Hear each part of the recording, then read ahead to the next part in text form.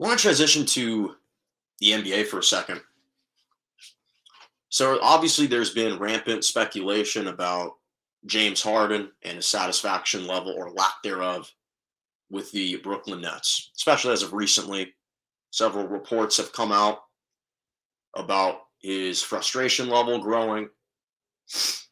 And obviously, it was reported that the Philadelphia 76ers are trying to wait till the summer to potentially acquire James Harden, reunite Daryl Morey and James Harden together with the Philadelphia 76ers, which is a very, very viable plan. That could very much happen. And recently, especially earlier this week, there were reports saying that James Harden was growing frustrated with not only the lack of health, unfortunately, with all the injuries piling up, but also the inconsistencies with regard to the rotations and with COVID and with other miscellaneous things going on within the organization. And he says that he and the organization are growing frustrated. And I'll say this, I haven't always defended James Harden, especially since he's arrived in New York. Pardon. Because I felt like once he arrived to the Brooklyn Nets, he came out of shape, wasn't necessarily prepared to play. And I think that that ultimately kind of had a debilitating effect on his own play throughout the course of the season because he ended up being injured in the postseason, hurt his hamstring. And I just think that how he arrived in the manner that he arrived in Brooklyn contributed to that type of play. And obviously this year we've seen that he hasn't looked like the superstar James Harden that we've grown to know and really appreciate, but playing more like an all-star because he has been playing like an all-star. And mind you, these comments are coming on the heels of a loss to the Los Angeles Lakers yesterday in which James Harden dropped a 30-point triple-double, which has been a bit of an anomaly for him this season. And so when you look at James Harden now, this year, he's still averaging 23 points, 10 rebounds, 8 rebounds, and 10 assists. But his efficiency has obviously dropped significantly. He's averaging 41% from the floor, rounded up to 42% from the floor, 34% from the three-point line. And the field goal percentage is his second lowest field goal percentage of his career. Only his rookie year did he shoot a lower field goal percentage. His three-point percentage is the lowest of his career. And so, obviously, the efficiency with which he's scoring isn't the same. He's not getting as many whistles. He's not being awarded as many fouls. And even with all of that being true, I'm going to defend James Harden here. I'm going to defend James Harden here because I think it's important to recall the events that transpired to him ending up in New York. Let's recall why he wanted to be traded to specifically the Brooklyn Nets, not just away from the Houston Rockets, but why he wanted to come specifically to the Brooklyn Nets. Well, the one thing that he had been deprived of throughout the course of his career was an NBA title. So he wanted to come to Brooklyn for one sole purpose, to be reunited with Kevin Durant because it gives him the best chance of winning an NBA title. It so happens that Kyrie Irving was here.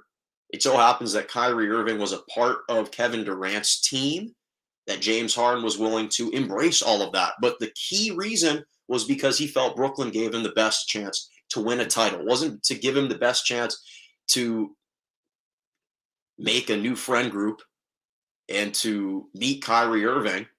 It's to win an NBA title. That was the sole reason. And so he's frustrated not because of the injuries sustained to Kevin Durant. Kevin Durant's been balling. He's been logging the miles. He's been single-handedly carrying the Nets on his back. James Harden isn't frustrated with Kevin Durant. Injuries are part of the season. They're part of the game. This is a direct reflection and a direct indictment against Kyrie Irving and his frustrations with Kyrie Irving.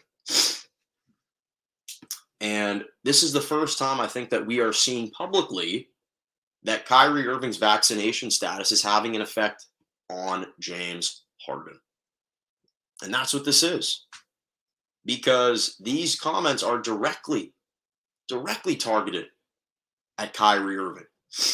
And the reality is, he felt that by joining the Nets, the combination of him, of KD, and of Kyrie Irving would make him nearly unbeatable. He didn't foresee Kyrie Irving sacrificing all of this, a chance at a championship, because of personal decisions and personal freedom of choice, or because he wanted to be the unofficial spokesperson for the marginalized and underprivileged communities.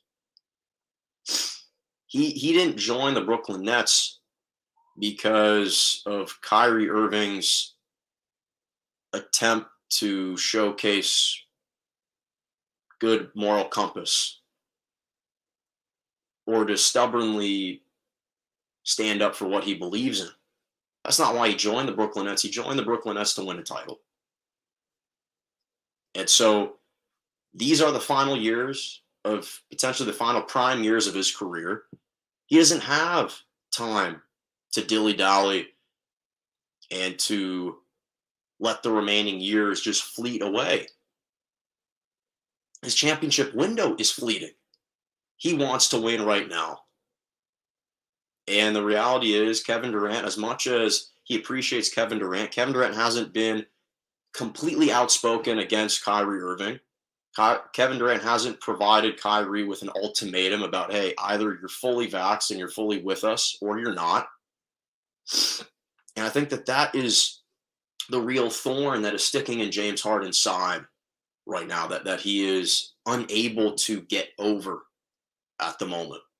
That's what's really frustrating. And again, whether or not you think, and whether or not I think James Harden has lived up to his own billing since he arrived, especially this year, and whether or not we think he should be scrutinized for his play, purely his play on the basketball court this year, that's a fair conversation to be had. But I defend him because he feels like Kyrie Irving is jeopardizing his chances at winning. And he doesn't feel like he is receiving complete buy-in from Kyrie and the whole team on one common goal, which is to win a title. And so given how pervasive COVID is, given these circumstances, I understand. I understand why he feels that way, and why he perhaps is going additional lengths to get that message across. So I understand his frustration.